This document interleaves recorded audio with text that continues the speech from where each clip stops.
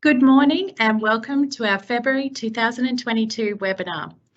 My name is Lisa Judge and I'm the Manager of Member Advice and Education here at Active Super. We are so happy to have you join us here today, and before we commence, I would like to respectfully acknowledge the traditional custodians of the lands we work, live and come together on.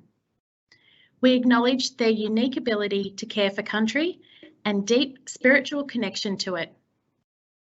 We honour elders past, present and emerging whose knowledge and wisdom has and will ensure the continuation of cultures, communities and traditional practices. Today, we will be hearing from one of our financial planners, Errol Umar. The title of today's webinar is the Over 60s Session.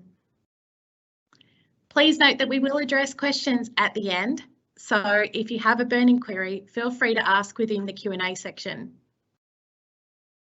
We are unable to address personal advice questions in this forum, and if we don't get a chance to get to your question, you can always email us at hello@activesuper.com.au. The questions you ask within the Q&A section are anonymous, so what you write will only be seen by yourself and a representative of Active Super. We have added a link to the Active Super Financial Services Guide within the Q&A area. The Financial Services Guide, or FSG, is an important document that explains what you can expect to receive from our service, the types of advice, our privacy policy, complaints procedure, and how you can contact us. It lets you know we're authorised and qualified, and it contains a lot of valuable information. Without further delay, I'll pass over to Errol. Excellent. Thank you, Lisa, for the introduction. Hello, everybody. Good morning. As Lisa mentioned, my name's Errol Umar. Some of you may have met me before. If not, I look forward to meeting you in the future.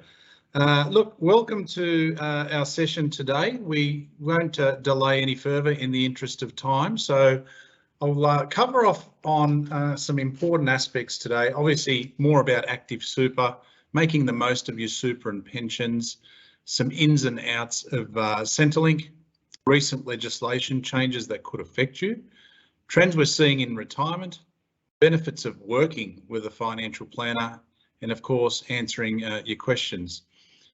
Look, just an important disclaimer that the information in this presentation is purely general information only. It doesn't take into consideration your personal objectives, your financial situation, your needs. So accordingly, please, you should consider these matters, refer to the relevant product disclosure statement and target market determination available at activesuper.com.au before you make any decisions. And this is naturally issued by LGSS Pty Limited, also trading as Active Super. So that's the official stuff out of the way. So if we go to the next slide. Obviously, over the last 18 months has been a very, very interesting time. And, obviously, if you've been watching the news, you're seeing what's going on around the world. Obviously, the COVID-19 pandemic put a dent in markets. Around March 2020 was that real big drop in investment markets. But interestingly enough, over the last sort of 12 odd months, 12 to 18 months, it's definitely been looking up, but the volatility has remained there, and now we're seeing things happening in Europe, for example, so the volatility will naturally continue.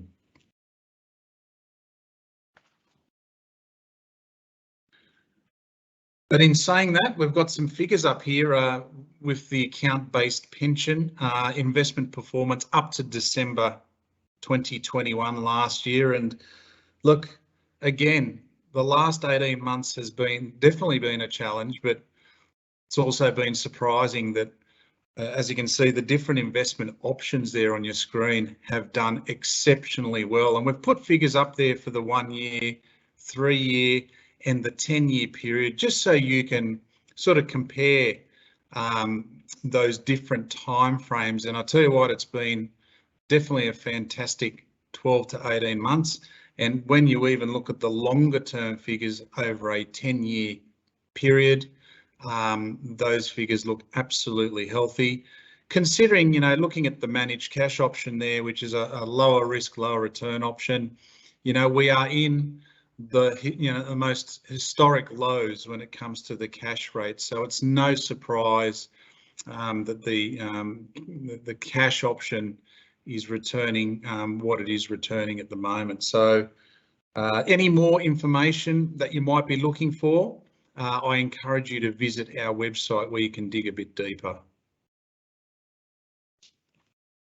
And let's look at asset classes, because obviously when Active Super invests your money, what we do really well is diversify your funds. So we don't just pick one investment class or one asset class, it's diversified across different asset classes like property, international shares, Australian shares, cash, fixed interest, bonds, and so forth. And as you can see, the bar chart there, year in, year out, there'll be different performance figures for the different asset classes. So this just highlights the importance of diversification, because where one asset class might perform poorly, generally speaking, another asset class might really outshine, and that's what balances out the volatility within a portfolio. And just some awards and recognitions, for Active Super. It's good to see independent ratings agencies looking through the window and seeing what we do well. We've got the Chant West's top 5 Apple rating for our account-based pension for fees, investment and customer service. AAA rating from Rainmaker on our accumulation scheme and account-based pension. Super Ratings Gold rating, again for our competitive service, insurances, fees, and of course, one of the things we pride ourselves on as well is the strong governance in the background that makes us a solid fund. And again, over the last 12 months, our high growth option was phenomenal in terms of its performance and is the best that it's ever performed in our 24-year history. So just some good news there for you all to know. And how we invest your money is also important, because we invest members' money for performance and impact. So our investments are assessed for their ability to not only deliver returns, from a figuratively speaking, but from an environmental, social and governance impact as well. So when we invest, we consider things like the environment, so climate change, waste, pollution and so forth. The social aspect of it, not just individuals, but communities as well. So human rights, modern slavery, child slave labour. We consider these things, and obviously the governance side of things as well. So the companies that we're investing in, are there bribery and corruption issues? Are they taking shortcuts along the way in the pursuit of profit? So we need to be very, very careful with these things. And look, Active Super does this very, very well for you on your behalf. And where does this all lead to? Some people may argue that, responsibly investing or responsible investing may actually impact on your returns on the portfolio, but it definitely is not the case. In fact, we're a leader in responsible investment, handful of funds really within Australia, and we're right up there. And we're proud to say we've been doing it for a very long time. That's the other thing. Other funds are just playing catch up, I guess, with this responsible investing piece. But just on the slide there, it shows the returns on average for leader funds in this space versus those that aren't sort of making an impact in the responsible investing piece. And as you can see, it adds value to members when it comes to responsible investing. So it's again a good news story for all of our members. So let's have a look at making the most of your super and pension. I guess a bit of a hints and tips section, and something that you might want to hear about today. So if we go to the next slide, we'll talk about the downsizer contribution. Some of you may have heard of this initiative. It's been around for a while, but the government is encouraging some people to sell their home and downsize, as they call it.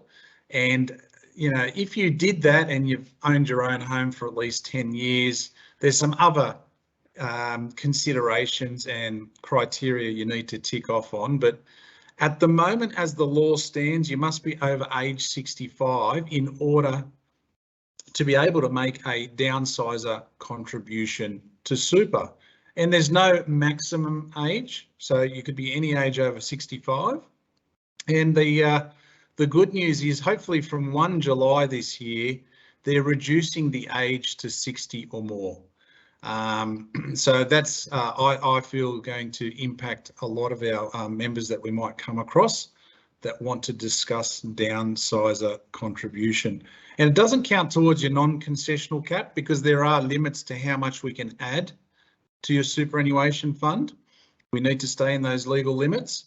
But the beauty is this downsizer contribution does not count towards your non-concessional cap. But again, if this is something that you are considering, this is where a financial planner can assist you forward.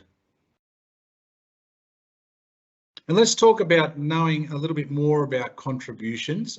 There are some changes here too, with some benefits to pre-retirees. Now, at the moment, for people under age 67, generally getting money into super is not a major issue, but after 67, there is currently what's called a work test. So you need to at least prove you've worked 40 hours in a 30 consecutive day period in order to make a lump sum contribution to super, for example. This is going to increase to age 75 from 1 July. And they're also looking to get rid of the work test. So this is good news. It's been a bit of a bugbear for years, to be honest, this work test, but they're certainly tidying things up, and it will be a little bit easier to get funds into your superannuation. Same with spouse contributions. These can now be made for people under age 75 with the work test requirement from age 67 being removed as of 1 July. You may have also heard of the bring forward rule, where the government says, hey, okay, if you've got even larger amounts of money, we'll let you use up to 3 financial years worth of cap and potentially put in a larger amount in one go. But for the next 3 financial years, we're not allowed to add anything further. Again, from age 67 to 75, there's changes from 1 July to that. We can access the bring forward rule, whereas at the moment, we can't. So definitely some exciting things there. And that final point is super guarantee. From 1 July this year, people earning less than $450 a month now will be receiving super guarantee contributions from their employer. And at the moment, they're not, they're missing out. So a fantastic initiative, especially those low income or, casual workers, for example. And what about concessions? Some of you obviously may already have some concession cards, one being the New South Wales Seniors card. So if you're over age 60 and work less than 20 hours a week, or in fact don't work at all, you may be able to apply for the New South Wales Seniors card. I see the sticker sometimes on various businesses. They might offer you a half price coffee or discounted meals at the club, and also concessional travel as well. But digging deeper, if you can access the age pension, whether it's a part or full age pension, then we start talking about the pensioner concession card.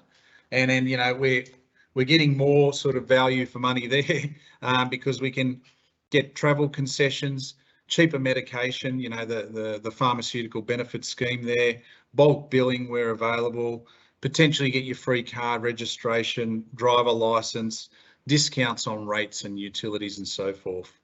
So that's the pensioner concession card. And just the last one there, sorry, is the Commonwealth Seniors Healthcare card. That card's for those that may be of age pension age, but can't get the age pension due to the asset or income test. So Keeping Centrelink in the loop, obviously, if you do get some form of Centrelink payment, then it is always a good idea to keep them in the loop, especially if you make lump sum withdrawals from your super or your account-based pension. We call that a commutation. You should definitely let Centrelink know. You know, Centrelink's not there to trip you up.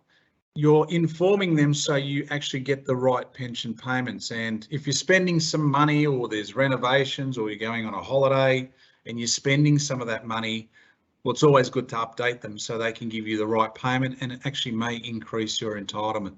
So keep them in the loop at all times.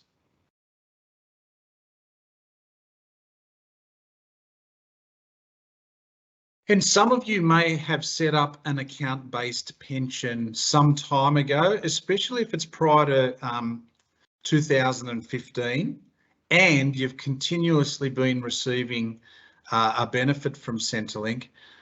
Look, there's, you know, 1 January 2015 onwards, any new account-based pensions are actually assessed a little bit differently in Centrelink's eyes. So we are coming across members. Sometimes it's beneficial to keep things how they are. Sometimes it's actually good to possibly change things up to put you in a better position.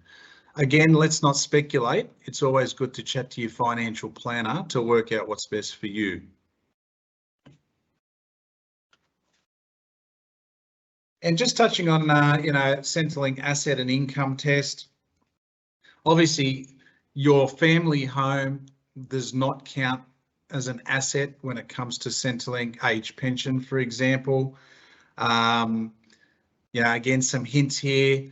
Your home contents. A lot of people say, hey, it's insured for $100,000. Okay, let's just take a step back here. Centrelink wants to know the fire sale, garage sale value of your home contents, and how much you might get for your second-hand lounge in a garage sale. Okay, so it's not insured value.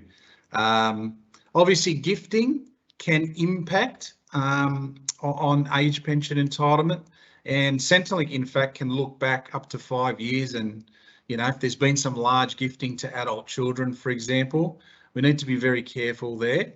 That can come into the equation when it comes to calculating your age pension. And super funds, some accumulation funds are not accessible as an under the asset or income test until, you know, for example, a partner is of age, pension age. So there might be some strategies there too that we could look at to maximise Centrelink age pension entitlements. And of course, until you speak to your planner, we won't be able to ascertain that. So please reach out to us. And on another note, I think this is a great service. You know, older Australians, there is something called financial information services, or there's financial information services officers that are available within Centrelink offices. And look, their job is not to give you financial advice, but to give you the facts of the matter. And they can run different scenarios. They can answer questions like, well, what if I move into a granny flat with my son or my daughter? They can help answer some of those curly questions to see how you might be assessed for age pension purposes, or in fact, disability support pension, for example. So again, they're not there to give you advice. They are there to run some scenarios for you and tell you how it is basically when it comes to the age pension. And they also run, well, before pre-COVID, they used to run face-to-face seminars where members of the general public can actually turn up and listen in on all things Centrelink. But hopefully those services come back once this COVID pandemic starts to taper off. So what are some of the trends we're seeing in retirement? Because look, I've been doing this for a very long time. I can definitely tell you things have changed over the last decade especially. We're seeing a lot more people wanting flexible working arrangements rather than just saying, I'm done, retirement, that's it. So transitioning from full-time to part-time work is definitely a big thing now. You know, not working school holidays and taking care of grandkids.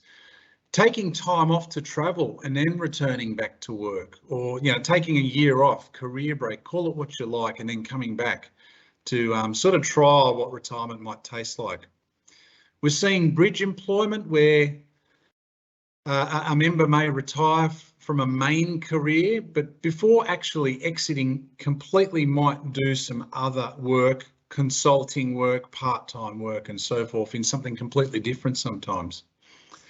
Unretiring, as we call it, going back to the workforce after actually retiring and going, hang on, this is probably not for me. Sometimes it's financial reasons, sometimes it's more mental health, getting active and involved again in that workspace. Volunteering has definitely seen an uptick as well, using skills, in unpaid work. And obviously there's some people that say, hey, I'm never going to retire. I'll just keep working until I can, or, my employer says that they don't want me here anymore. So they're the trends that we're seeing at the moment. So benefits of financial planning. A lot of people do hear about financial planners, financial advisors. What do they actually do? Look, the benefit of a financial planner, and I say this to all members I meet with, our job is to make the best use of your resources in the most efficient manner possible. So it's not about waving the magic wand and get rich quick schemes. It's about doing the best we can with what we have on hand. So definitely reaching out to us, because some of the key things that we get asked most often is, will I have enough to retire? Am I adequately protected if something goes wrong? And will my pension or my investments actually keep pace with inflation? And look at petrol prices, look at what's happening around the world, look at the inflationary pressures. Things are getting more expensive, and they will. So is our investment keeping pace with what's happening with life? So there's some of the key things there. And, we also discuss with you risk profile, where your money should live, not what might go well, but also how you might react to things not going so well. And that's important, just as important, I think, in the current environment that we're in. And the next slide there, don't worry, be happy. We can see there a study or a survey of Australians has found, and it's a recent survey, nearly 90% of Australians said it actually gives them greater peace of mind financially when they've met with an advisor and sought advice. Again, approaching 90% feel like they've got greater control of their financial situation. Half of Australians say that their mental health has benefited, because money in all families, I guess, is an important factor and can cause stress. So being on top of things can help out from that perspective as well. And a lot of people say also that it's improved their family life. So there are definitely benefits to reaching out to a financial planner for advice to give you peace of mind and control moving forward. And good financial planning can also help from a strategic point of view. There might be things you haven't thought of before or heard of before. One example is income layering. We're big on this at Active Super. We look at how can we diversify the different sources of income we can get you in retirement. Might be a guaranteed income, it might be age pension strategies, it might be flexible income, it might be a collection of all those things. So until you come and see us, we can't explore these things for you. We do have strategies to help you maximise your age pension as well. So you might think, hey, I'm on the borderline here, or I've got too many assets. Don't ever think like that. Reach out to us. You might be surprised. So there are things that we can potentially do to help you out on that front as well. And we've got a great team of financial planners across New South Wales. Again, you might see some familiar faces on the screen there, but we are pretty much in every corner of New South Wales, within reach, whether it's even a phone conversation or an MS Teams like this. We would love to hear from you. And a lot of our staff members are long-termers. You know, they've been around for a very long time. I myself included have been servicing local government members for well over 20 years now. So we are one big family, and we'd love to hear from you.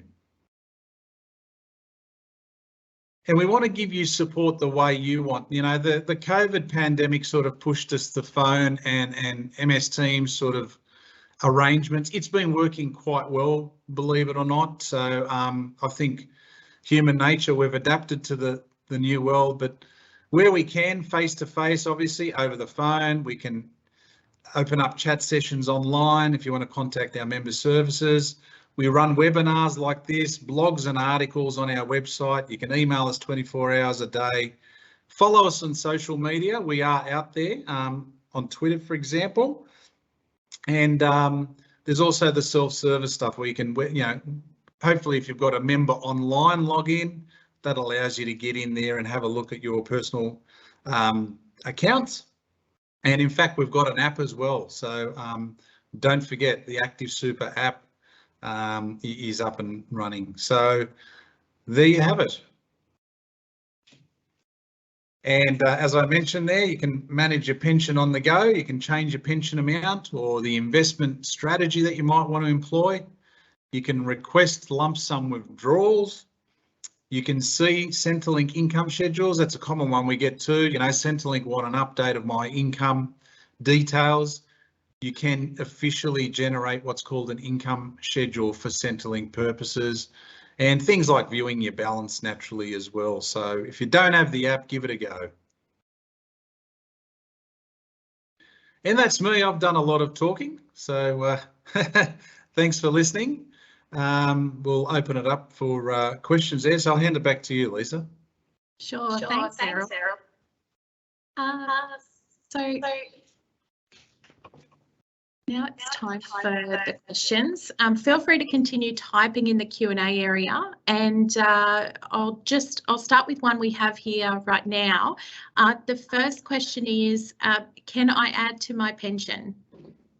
Errol, did you want to? Excellent. Respond? That's a very good question and a common one again. So look, account-based pensions or income streams in general are designed to pay money out. So they're designed to drip feed money back to you. So the short answer is no, you cannot force or add more money to a pension. It doesn't mean we can't add more money to a superannuation fund. That's a different story, and would need to consider that if you did come across lump sum amounts of money and inheritance and so forth. But yeah, the answer is no, we cannot physically just add money to an account-based pension. Thanks, Errol, and it's a really informative presentation. Hopefully our members have got a lot out of it so far. So the next question we have there is from a member asking, can my granddaughter join Active Super, or do you have to work for council? Excellent. Yeah, so look, anyone and everyone is free to join Active Super. So it's what we call a public offer fund. You do not need to be working for local government. Family, friends, relatives, everyone is welcome to join. So yes, if you do have grandchildren that you'd like to, you know, get them started on the journey and start conversing to them about superannuation, I think is a fantastic idea, and get them in touch with Active Super. Would love to hear from them, get them on our website, and more than happy to help out. And I think we've got just one more question here, and good timing as well, nearly out of time. The question is there an age limit for downsizer contributions? Okay, so yeah, with the downsizer contribution, there is a minimum age, as we spoke about, at 65 at the moment, hopefully age 60 from 1 July this year, but there are no maximum age limits. So whether you're 70, 80, 90, 100, we can get money into super based on a downsizer contribution. Fantastic, thanks, Errol. So as I said, that is all we have time for today. And we do hope you have enjoyed the webinar, and many thanks again to Errol for presenting all that information to us. Remember to email, call, or go onto our website to start a web chat if you do have any questions. We will be back again before you know it for our next webinar. And the next webinar will have a budget focus. Until then, thank you for being valuable members of Active Super and for taking the time to listen to us today. Goodbye.